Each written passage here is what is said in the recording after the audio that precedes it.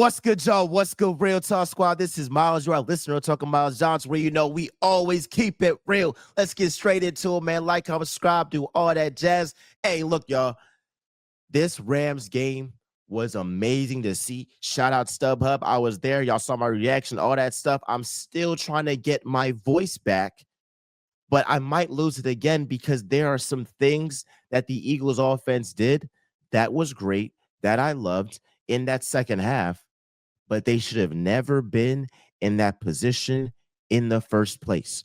We're going to talk about that. We're going to talk about a little preview of the Buccaneers game because I got some thoughts on that just early on before our official preview later on this week. But let's talk about Eagles Rams again. And I want to focus on the offense, right? Kevin Patullo's play calling was scary. And that conservative nature is playing not to lose versus playing to win. Just like Jalen Hurts said. Ultimately, Mike Tyson never goes into a ring thinking, wow, I got to adjust to my opponent. Hell no. He's thinking, all right, how is my opponent going to react when I impose my will on them? Because he knows he's him. He knows he's a killer. He knows that he's the one. And Kevin Patullo, did he forget who A.J. Brown is? Did he forget who Devontae Smith is? Did he forget who Jalen Hurts is when he's on his game passing the ball? Did he forget who Dallas Goedert is? It's like you're running an offense like you don't have killers on the offensive side of the ball. And when you pass the ball effectively, it opens the game up for Saquon Barkley. Because rather than running the ball on second and long, third and long, and now the defense is cheating. You got the safety inching down. They got a stack box because they know, oh, yeah, they're not throwing the ball downfield. And that's so insane to say when you have A.J. freaking Brown. And the part that really pisses me off is that they used A.J. Brown, they used Devontae Smith, they used Dallas Goedert as a last resort. That's coaching malpractice. I don't care how you slice it. That is coaching malpractice. You use those guys in the first half. You use those guys in the first quarter. Your game plan should be centered around those guys. And yes, you want to run the ball, but you can't just run the ball on second and long, third and long. What the hell is wrong with y'all? It's not the fourth quarter. You're not trying to bleed out the clock. You're down. You're down. The offense is not doing anything. Kevin Patullo, let your guys cook. I think the problem with Kevin Patullo is that this conservative nature stems from the Brian Johnson era. Because Brian Johnson got killed in Philly because his offense was predictable. And not only predictable, but Jalen Hurts was turning over the ball, right? And so I think Kevin Patullo was thinking to himself, I don't want to have any mistakes. I don't want to have any turnovers. I want us to play a clean game and we win the turnover battle. Here's the issue. When you play better quarterbacks and you play better teams, you have to be aggressive. You have to be aggressive. If you're in the ring and your opponent is very aggressive and you're not throwing any shots your way, like you're not throwing any shots towards the opponent, you're going to be at disadvantage because your opponent is on the offense and you're just playing defense the whole entire time. And so the play calling that pissed me off was running the ball on second and long and third and long, because I think that's disrespectful to the Eagles defense. I think that's disrespectful to Saquon Barkley because it's very lazy play calling. It's like, well, Saquon, you ran for 2,000 yards. Oh, yeah, Vic Fangio, your defense. Oh, y'all have been able to hold Matthew Stafford and the Rams to field goals. Y'all got it. Instead of taking the time to draw up plays to get A.J. Brown, Devontae Smith open, they'll say, let's just run the ball and not, get an interception or have anything bad happen. Let's just put it on Saquon Barkley. No, sir. No, sir. No, sir. So it goes back to my original point. You cannot have an offense where you're playing scared. And actually, I believe that this Rams game is going to propel Jalen Hurts in the MVP discussion, because I don't see this Eagles offense having games where they don't involve A.J. Brown or Devontae Smith again. It should never happen. We said it before that A.J. Brown having one target is coaching malpractice. Some of y'all tried to say, who cares, we won, but you're paying a guy $30 million something dollars. One target in a game is insane. And now we are seeing good things happen when you feed one of the best receivers in the game. And Jalen Hurts now, he knows we can't be running an offense where we're not pushing the ball downfield at all, because it makes it harder on the run game as well. There has to be balance. You see, Shane Steichen was the best offensive coordinator for the Eagles in the Nick Sirianni, Jalen Hurts era, because he was able to run the ball effectively while also passing the ball effectively, while also minimizing turnovers. See, here's the thing. You want to be aggressive, but not too aggressive where y'all are turning over the ball. So you saw that sometimes in the Brian Johnson era, that they put up points. A.J. Brown had 1,400 yards, Smitty 1,000, Swift 1,000. But Hurts had like 18, 19 turnovers in that season. Now with Kellen Moore and these boys last season, they had a more conservative approach, because they realized if Hurts minimizes his turnovers, we're going to win more games than not. Now, this season, teams are hyper-focused on stopping Saquon Barkley. So you cannot be super conservative like you were last season, when teams, honestly, were not prepared to face the Eagles offensive line and Saquon Barkley, because that was a new thing to the NFL at that time.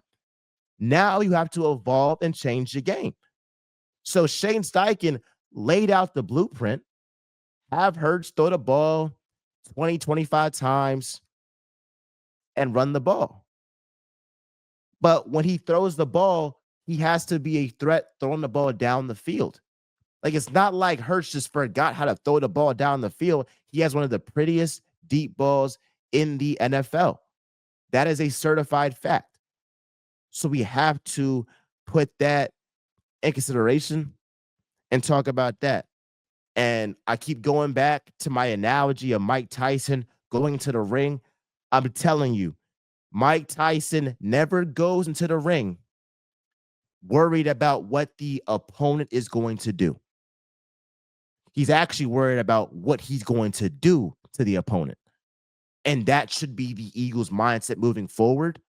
And now that Jalen Hurts has seen how great this passing offense is, and it kind of brought him back to the Super Bowl, to the NFC Championship, where the passing offense and it being so explosive opened the offense to be the best it was that whole entire season.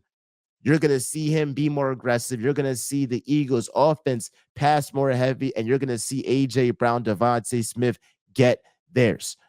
Now, on a positive note, I have to talk about Jalen freaking Hurts, bro, because he amazes me. And, Jalen Hurts is in all these statistical groups with the Bradys, the Montanas, all that stuff routinely. And it's not a coincidence. But here's a stat that I want to just say. This Jalen Hurts stat is quite mind-boggling. I mean, this Jalen Hurts stat that I just found shows why he's a winner and why that's the greatest stat you could ever have. The most stretches having a record of 16-1 or better by a QB, including the playoffs since 1950. Tom Brady had 3 stretches. Patrick Mahomes had 2 stretches. Peyton Manning had 2 stretches. Joe Montana had 2 stretches. And Jalen Hurts has had 2 stretches in his career. It's not a coincidence. I will say it again. It's not a coincidence that Jalen Hurts is in this company. He's an elite quarterback, and he does what needs to be done to win the game every single time. I can't even remember the last time the Eagles lost a game. Matter of fact, I do. It was the Buccaneers game. But in that game, A.J. Brown was out. Devontae Smith was out. Lane Johnson was out. I mean, can you believe that in the Jalen Hurts, A.J. Brown, Saquon Barkley era, that trio hasn't lost a game that those 3 guys have started and finished? Haven't lost. And you can add in Devontae Smith in there. You can add in Dallas Goedert. When those 5 guys are playing, they never lose. So every time those guys play, I know for a fact the Eagles are going to win that game.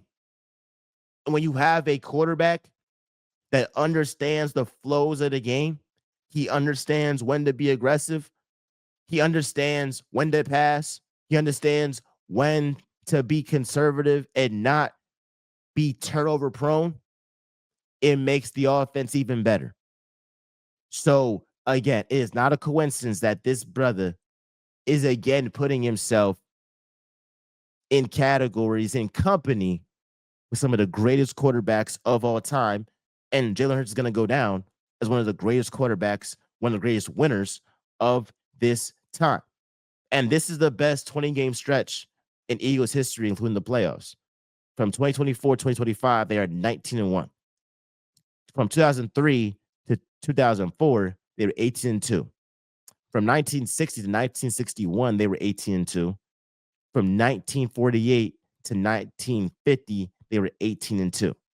So this is the only Eagles team to win 19 out of 20 games. And the one game they lost was when Jalen Hurts got knocked out in that Commanders game. So it's safe to say that this Eagles team is a level above everybody else in the NFL. Hurts had a 145 passer rating in the second half when targeting A.J. Brown. He had a 132.4 passer rating when targeting Devontae Smith. And I have a lullaby for the Rams I want to say real quick. And maybe this is what Nick Sirianni says to Sean McVay when he tucks him in at night, because that's his daddy. Or when Jalen Hurts tucks in Matthew Stafford at night because he's his daddy too. Birds of a feather. It doesn't matter the weather. The birds going to stick together. Eagles on the Rams now and forever. Let's say it again for y'all. Birds of a feather. It doesn't matter the weather. The birds going to stick together. The Eagles on the Rams now and forever. It's so funny to me because the whole talk with the Rams was, well, if it was sunny, we would beat y'all. If it was sunny, we would have beat y'all in the playoffs. Okay, Turkey. Well, it's perfect sunshine. And you blew a 19-point lead. Now it's the refs. Just admit that you can't beat the Eagles. Just admit that we're y'all big bros.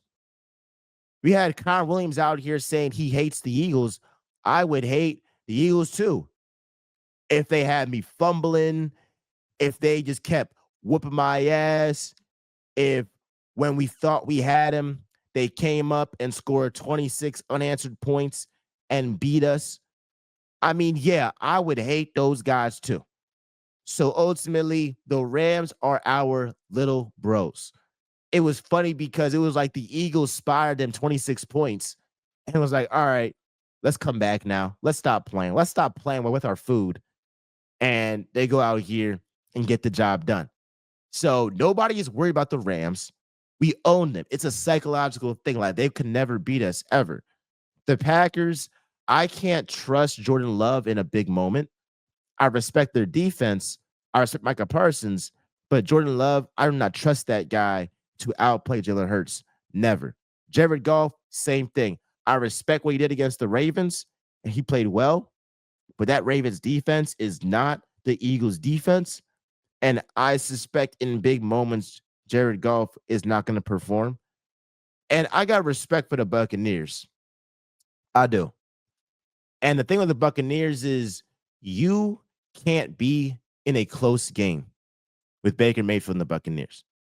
That's something that you don't want to do. I'm not saying the Eagles can't win a close game against the Buccaneers, but it's not ideal because Baker Mayfield is super clutch. So if he gets the ball with 2 minutes to go and it's a tie game or he needs a go-ahead touchdown, more times than not, Baker Mayfield answered that call. And he has been insanely clutch this season for the Buccaneers. I mean, I believe every single game, it's come down to like a last drive or heroics at the end from Baker Mayfield. So the 49ers, they're out of here. Nick Bosa injured, Kittle injured. I mean, they had that injury bug. It sucks for them because I did think that they would actually like be nice this year record-wise because their schedule was so easy. So with the Rams being our little bros, the Packers and not trusting Jordan Love, and the Buccaneers just being able to beat them comfortably, I feel like the Eagles just own the NFC. I don't feel like anybody's on our level. And then with the AFC, you know what they've done to the AFC. They go ahead and beat them at a clip 15-1. And the one loss Hurts has in regular season, I believe, is to Zach Wilson and the Jets. in the past 3 years, basically. I mean, yeah, past 3 years. It's crazy, right? It's crazy. So that's what that is there. And then we talked about Eagles offense and how they just gotta just pass the ball more. And it's funny, right? Because every season is different. Because last season we were saying run the ball. This season we're saying pass the ball. All we want to do is find a happy medium. Nobody is saying Hurts throw the ball 35 times a game. All we're saying is, can you get that sweet spot of throwing the ball 25, 28 times? That's cool. 22 times is cool. Like, that's cool. Now, I will say there was a lot of talk about Jalen Hurts. Is he going to be able to win the Eagles a game with his arm? And that question pisses me off because when has there ever been a game that the Eagles lost because Jalen Hurts could not throw the ball? When? When? Since A.J. Brown got to be a Philadelphia Eagle, name a game the Eagles lost because they put the ball in Hurts' hands and say, take us there, and he failed. It has not happened. In 3 seasons since 2022, the Eagles have lost 10 games. None of those 10 games were because Jalen Hurts couldn't throw the damn ball. I mean, I saw him, his rookie season against Kyler Murray, throw for 330 yards. And that's without A.J. Brown. So this guy can throw the ball. It might not be as much as you would like him to for your fantasy numbers and all that stuff, but he can do it.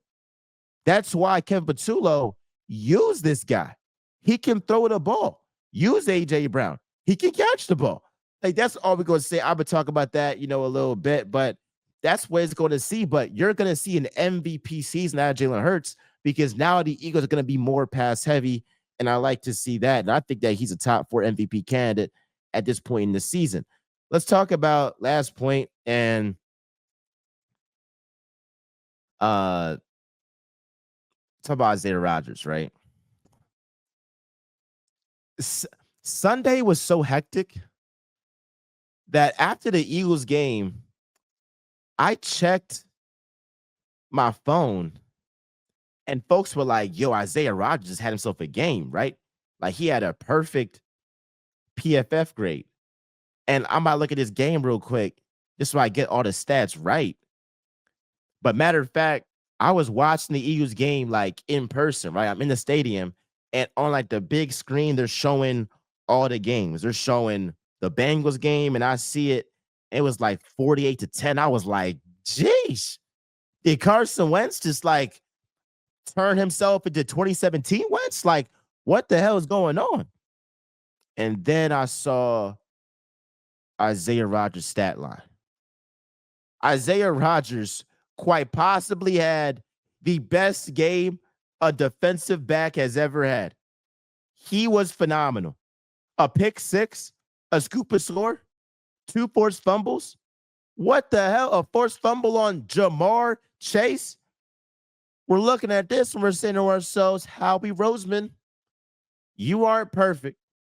And no human can be perfect. But we got to call it what it is. It was a mistake to let that brother go. It was a mistake to let Isaiah Rodgers go.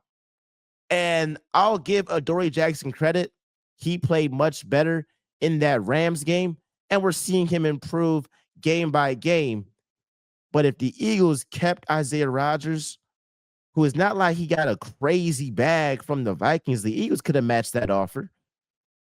Oh my gosh, the secondary would be even more elite. Even more elite. It's already elite now. You have to credit Vic Fangio and Christian Parker, but it would be even more elite if Isaiah Rodgers was there.